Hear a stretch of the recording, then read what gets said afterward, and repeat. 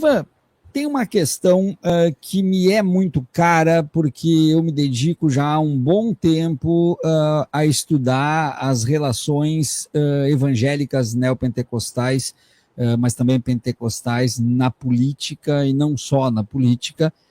E tem uma questão que me chama muita atenção, que esse fascismo, ou esse nazismo, ou esse neonazismo, ele tem um pilar, vamos chamar de pilar gospel, para ficar mais fofo. Ele tem um pilar com os religiosos. E aí tem algumas questões, Ivan, que eu queria te propor aqui, até como provocação para a gente conversar. Há uma briga, para quem entende esse métier dos evangélicos, há uma briga entre os Ferreira e os Malafaia, vamos dizer assim.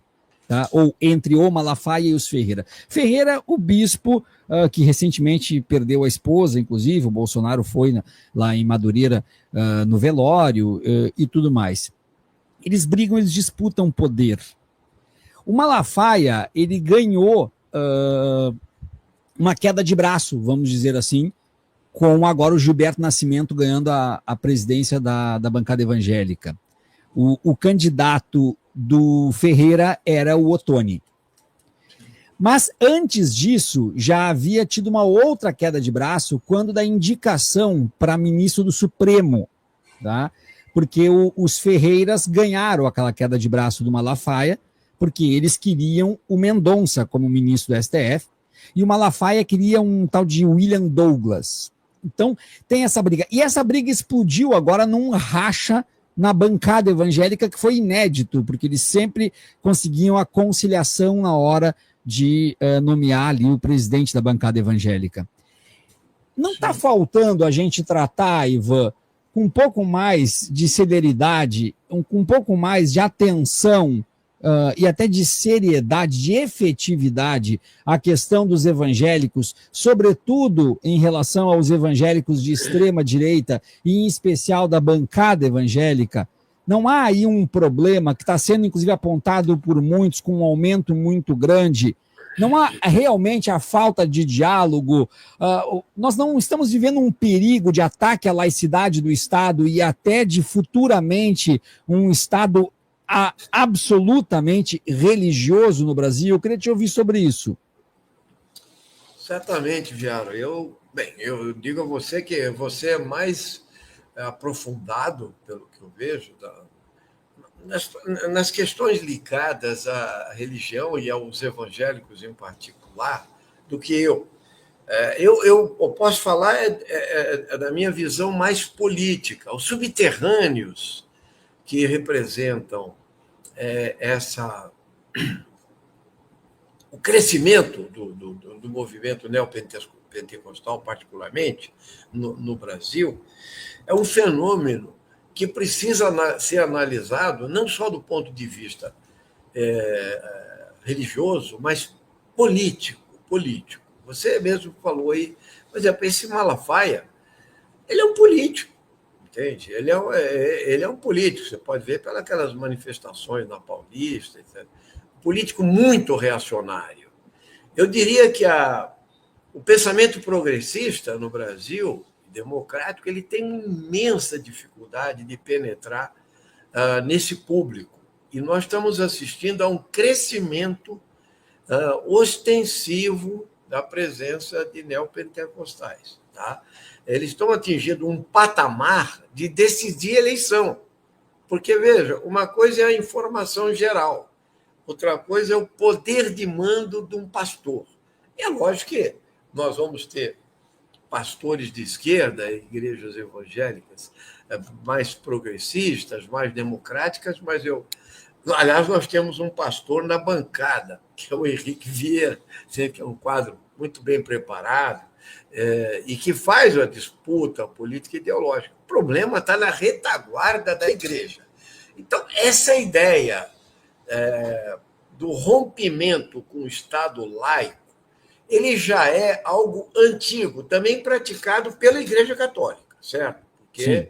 Se a gente fosse ser rigoroso, como disse ali o Plínio de Arruda Sampaio, contando um caos para vocês, aí, do DCM, para você, Viado, No debate que nós fizemos lá em 2010, na Rede Vida, estavam presentes aqueles dois cardeais, entende? Que estão até hoje, aquele do Rio de Janeiro, que é o. Esqueço aqui o nome agora, e também esse de São Paulo. São dois bastante conservadores, né? Então, a pergunta que fizeram para o Plínio não poderia ser mais embaraçosa, entende?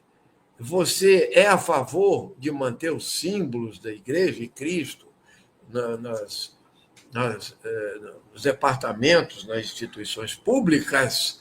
Ele falou, olha, ele ficou assim, pensou uns 30 segundos, ficou encurralado, mas saiu-se com a seguinte, veja, eu fui deputado, lá no Congresso tem um Cristo lá atrás da mesa da Câmara dos Deputados, lá no alto.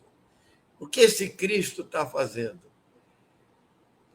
Quem me botou aqui para ficar olhando esses 400 picaretas? Entende? Ou seja, ele quis dizer o seguinte, ele saiu-se com a ideia clara que ele era a favor do Estado laico, embora ele fosse muito religioso, ele fosse um homem da igreja, entende? Só que um político e um cidadão progressista, democrático, que aceitou a ideia da separação da igreja com o Estado.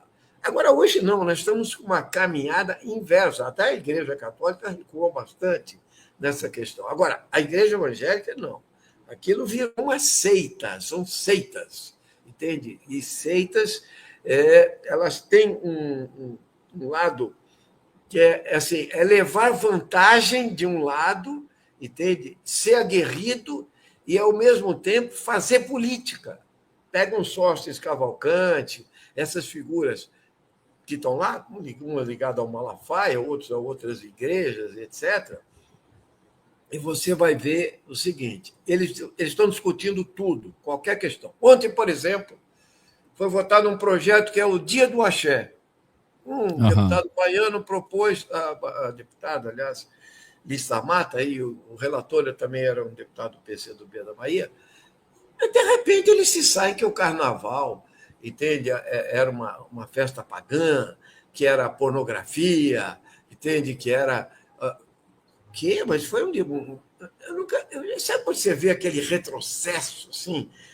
E eles estão lá, esses mesmos que gritam defendendo o Bolsonaro, o Trump, o Musk, e etc., falando a mesma coisa. Então, lá também está aparecendo um alinhamento conservador. Veja, qual é, professor Viário? O sentido de defender o evangelho, entende? E defender o armamentismo do Bolsonaro com a arminha na mão. Eles estão lá defendendo, eles têm ligação direta com a bancada da bala, eles absorveram isso, entende? Com a bancada do agro, do boi, logicamente, e eles formam um triunvirato lá que é uma base social que vota qualquer emenda constitucional, acima de 308 votos no Congresso Nacional. Então, é uma particularidade que nós estamos vivendo, que é preciso voltar à ideia. Eu acho que tem a ver também com a questão da baixa da participação popular. O sujeito vai para a igreja, ele não participa mais. Nós não estamos na década de 80, os sindicatos estão absolutamente rebaixados, detonados e até apelegados, vamos falar isso, mas também porque mudou o sistema de produção. Claro. A função deles, o empreendedorismo, o individualismo campeia, né? E essas funções todas se mesclam numa ideia da defesa do próprio capitalismo. Então, mesmo do ponto de vista do neoliberalismo, eles se tornaram extremamente neoliberais. Eles que seriam favoráveis a, no mínimo, que os pobres tivessem a assistência, no mínimo. Entende? Não, eles defendem o projeto neoliberal, que a elite podre, que não tem projeto de nação no nosso país, predadora, defende. Então, foi criado um sistema hoje que levou o país para trás. Nós vamos ter que fazer esse enfrentamento político e religioso também, mas não religioso contra o direito de todos não, terem claro que não, claro que não. A sua opção religiosa. É você misturar, entende?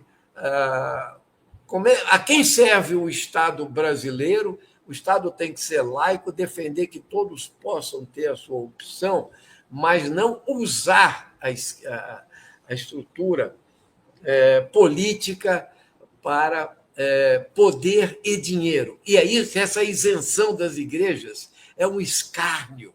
Mais isenções, que eles, e particularmente são os neopentecostais, que o Lira, o Mota, eles suportam, que eles precisam dessas bancadas para manter o seu poder.